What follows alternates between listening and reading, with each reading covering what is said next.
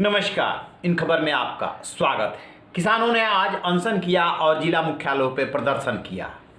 उधर सरकार में दिन भर बैठकों का दौर चलता रहा। सरकार ने कहा, यानी कृषि मंत्री नरेंद्र सिंह तोमर ने कहा कि जो सरकार ने प्रस्ताव भेजा था अभी भी किसानों के जवाब का इंतजार है। जैसे ही किसान बातचीत के लिए तैयार हो जाएंगे, सरकार खुले मन मस्तिष्क से बातचीत के लिए तैयार बैठी है। हर एक सेक्शन में बात करने को तैयार है, जो तीनों कृषि कानून है। किसानों ने कहा है कि वो कल अपनी रणनीति का ऐलान करेंगे। दरअसल जो 32 किसान संगठन है पंजाब के, उन्होंने अपनी रणनीति पहले ही साफ कर दी है कि तीनों कृषि कानूनों की वापसी से पहले कोई अब उसमें समझौता नहीं हो सकता।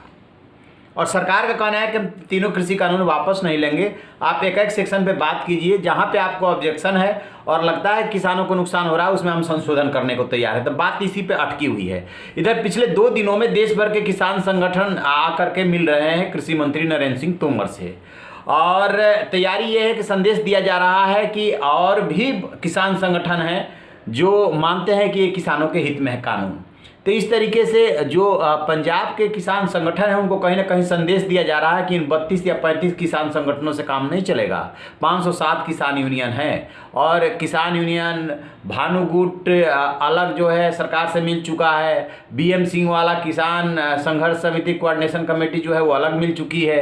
तो बहुत सारा मैसेज देने की कोशिश हो रही है। इस बीच बड़ा डेवलपमेंट ये हुआ है कि अन्ना हजारे 5 फरवरी 2019 को वो किसानों के मुद्दे को लेकर के आंदोलन कर रहे थे। तब राधा मोहन सिंह कृषि मंत्री हुआ करते थे, देवेंद्र फडणवीस मुख्यमंत्री हुआ करते थे।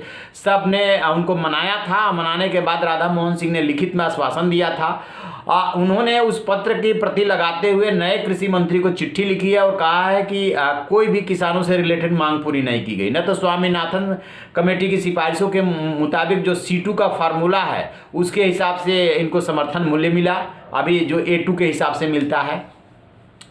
न ही जो सिंचाई की व्यवस्था, ड्रिप इरिगेशन की बात हुई थी। किसानों की बहुत सारी योजनाओं को लेकर के बात हुई थी। समर्थन मूल्य देने की बात हुई थी। कुछ भी उस पर काम नहीं हुआ है, और जो वायदा किया गया उसको पूरा नहीं किया गया। तो अब क्या होगा कि वो मजबूरन जो है फिर से अनशन करने को तैयार बैठे हैं, अब तैयार हो रहे हैं। देखिए, अभी तक अन्ना हजारे पे ये आरोप लगता रहा है कि जो उन्होंने आंदोलन किया था UPA सरकार के खिलाफ, वो संघ के इशारे पे किया था, ऐसा लोग आरोप लगाते हैं।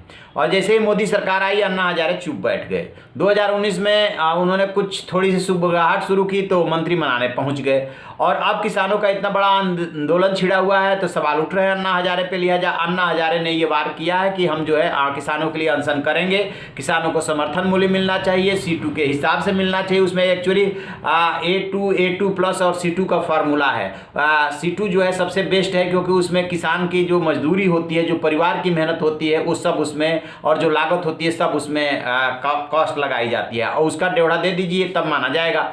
तो ये उन्होंने सब सवाल उठा करके एक तरह से सरकार पे पेशबंदी की है। उधर सरकार ने जो है अलग अलग कृषि संगठनों से मिलने के बाद भी अपना रुख जो है लचीला रखा है, और ये कह रहे हैं कि आइए बात करते हैं, बात करके समाधान निकालते हैं। 3 कृषि कानूनों को रद्द करने पे जो है आप मत तड़िए। आपको इससे मतलब है ना MSP गारंटी कानून चाहिए, यानी कि MSP पे खरीद होनी चाहिए। आपको इससे मतलब है कि बिजली की सब्सिडी नहीं जानी चाहिए, वो नहीं जाएगी। आपको इससे मतलब है कि स्टेबल बर्निंग में जो उनको नुकसान हो रहा है वो सरकार भरपाई करे, वो सरकार करने को तैयार है। तो आप तीनों कृषि कानून के पीछे क्यों पड़े हो, ये संदेश दे रही है सरकार। तब ये देखते हैं कि कल किसान क्या रणनीति का ऐलान करते हैं। अन्ना हजारे की चिट्ठी से सरकार पे क्या दबाव बनता है। और इधर सरकार जो है पिछले 2 दिनों में जो किसान संगठनों से मिली है, और अभी भी रात को कवायद चल रही है। उधर ग्रुप ऑफ मिनिस्टर्स की अलग मीटिंग हो रही है, क्योंकि वो पहले से निर्धारित थी। उसमें नरेंद्र सिंह तोमर, गृह मंत्री वगैरह सब हैं, उस पर डिस्कस होगा, और भी इशूज होंगे, उसमें भी डिस्कस हो रहा है। प्रधानमंत्री नरेंद्र मोदी को सारी बातों से अवगत कराया जा रहा है। और जैसा कि